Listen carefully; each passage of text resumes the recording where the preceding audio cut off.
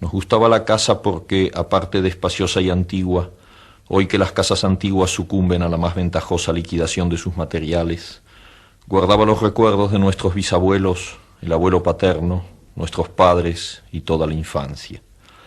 Nos habituamos, Irene y yo, a persistir solos en ella, lo que era una locura, pues en esa casa podían vivir 8 personas sin estorbarse.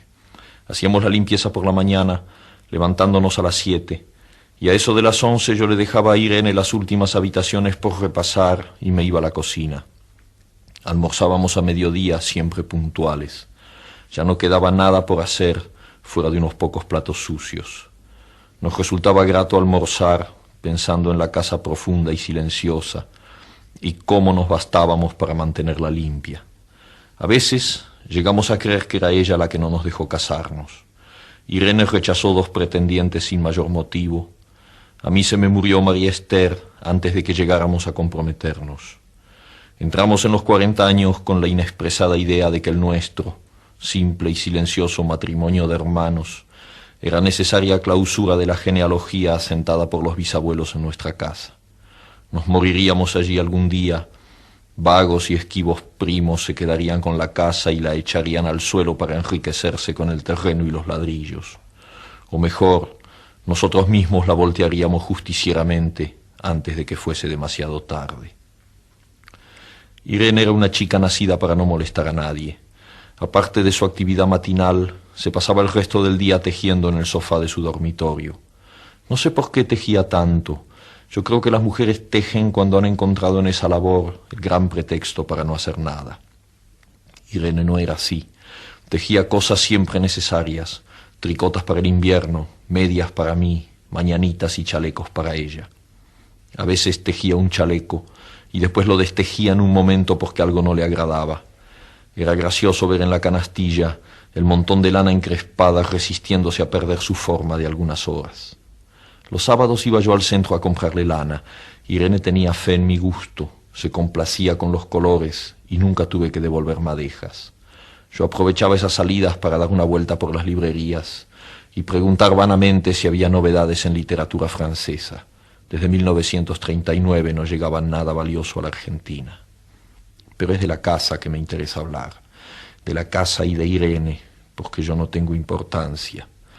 Me pregunto qué hubiera hecho Irene sin el tejido. Uno puede releer un libro, pero cuando un pullover está terminado, no se puede repetirlo sin escándalo. Un día encontré el cajón de abajo de la cómoda de alcanfor lleno de pañoletas blancas, verdes, lila. Estaban con naftalina, apiladas como en una mercería. No tuve valor de preguntarle a Irene qué pensaba hacer con ellas. No necesitábamos ganarnos la vida. Todos los meses llegaba la plata de los campos y el dinero aumentaba. Pero a Irene solamente le entretenía el tejido. Mostraba una destreza maravillosa y a mí se me iban las horas viéndole las manos como erizos plateados, agujas yendo y viniendo y 1 y 2 canastillas en el suelo donde se agitaban constantemente los ovillos. Era hermoso. ¿Cómo no acordarme de la distribución de la casa? El comedor, una sala con gobelinos, la biblioteca y 3 dormitorios grandes que daban en la parte más retirada, la que mira hacia Rodríguez Peña. Solamente un pasillo con su maciza puerta de roble aislaba esa parte del ala delantera donde había un baño, la cocina, nuestros dormitorios y el living central al cual comunicaban los dormitorios y el pasillo. Se entraba a la casa por un zaguán con mayólica y la puerta cancel daba al living. De manera que uno entraba por el zaguán, abría la cancel y pasaba al living. Tenía a los lados las puertas de nuestros dormitorios y al frente el pasillo que conducía a la parte más retirada. Avanzando por el pasillo, se franqueaba la puerta de roble y más allá empezaba el otro lado de la casa, o bien se podía girar a la izquierda justamente antes de la puerta y seguir por un pasillo más estrecho que llevaba a la cocina y el baño. Cuando la puerta estaba abierta, advertía uno que la casa era muy grande. Si no, daba la impresión de un departamento de los que se edifican ahora apenas para moverse. Irene y yo vivíamos siempre en esta parte de la casa.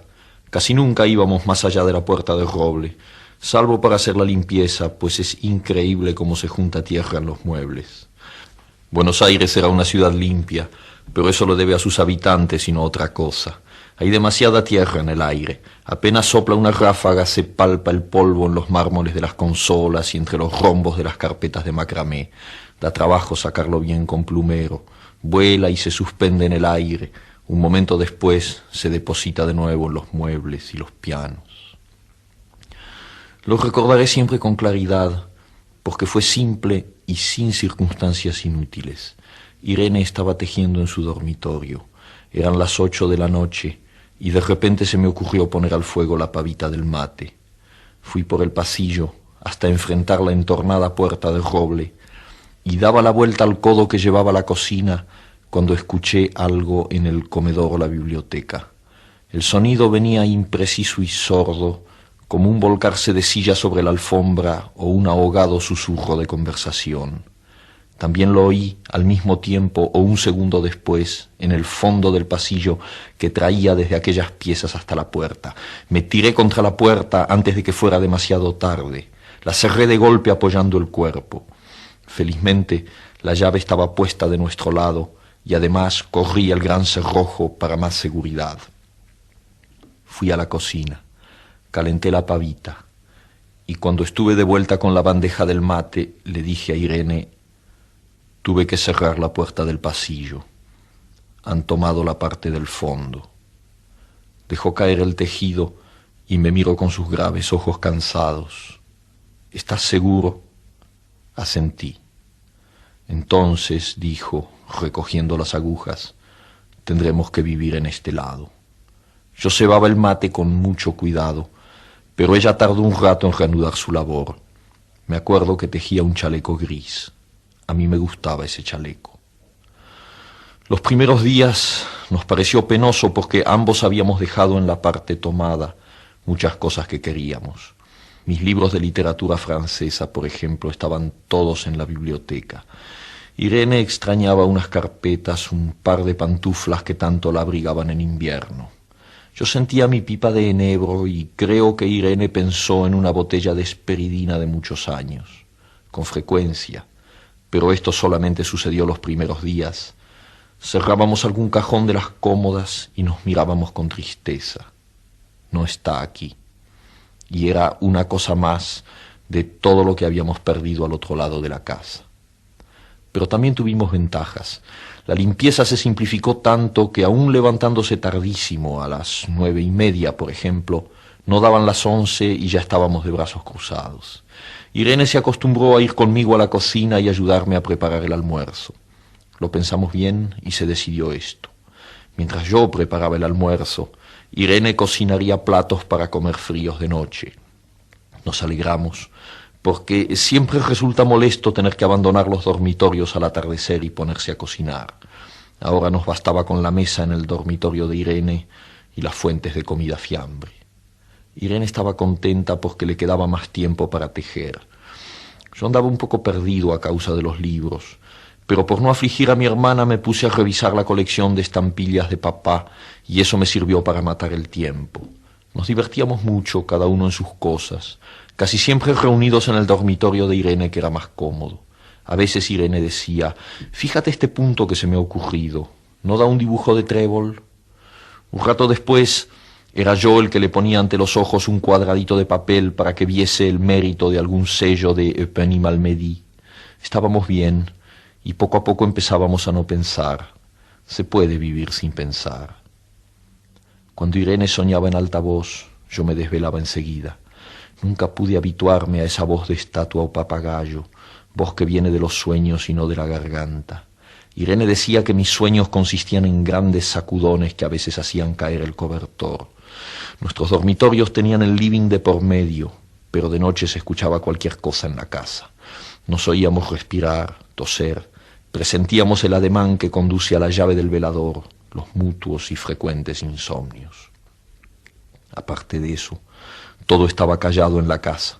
De día eran los rumores domésticos, el roce metálico de las agujas de tejer, un crujido al pasar las hojas del álbum filatélico. La puerta de roble, creo haberlo dicho, era maciza.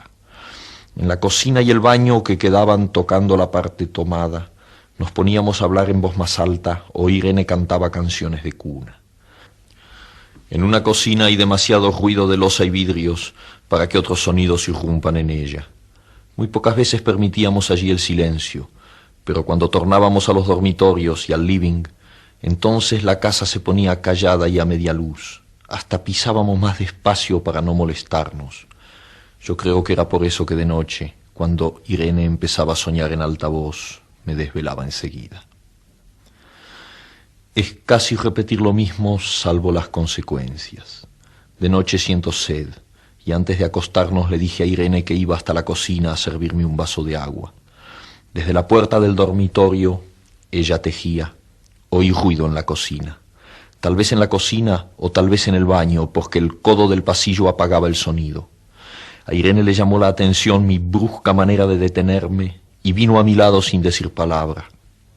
Nos quedamos escuchando los ruidos, notando claramente que eran de este lado de la puerta del roble, en la cocina y el baño, o en el pasillo mismo donde empezaba el codo casi al lado nuestro.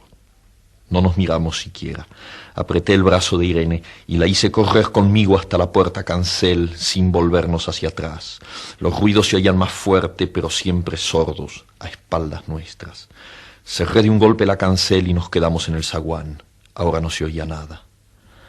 Han tomado esta parte, dijo Irene. El tejido le colgaba de las manos y las hebras iban hasta la cancel y se perdían debajo. Cuando vio que los ovillos habían quedado del otro lado, soltó el tejido sin mirarlo. ¿Tuviste tiempo de traer alguna cosa?, le pregunté inútilmente. No, nada. Estábamos con lo puesto. Me acordé de los 15.000 pesos en el armario de mi dormitorio. Ya era tarde ahora. Como me quedaba el reloj pulsera, vi que eran las 11 de la noche. Rodeé con mi brazo la cintura de Irene. Yo creo que ella estaba llorando y salimos así a la calle. Antes de alejarnos tuve lástima. Cerré bien la puerta de entrada y tiré la llave a la alcantarilla. No fuese que a algún pobre diablo se le ocurriera robar y se metiera en la casa a esa hora y con la casa tomada.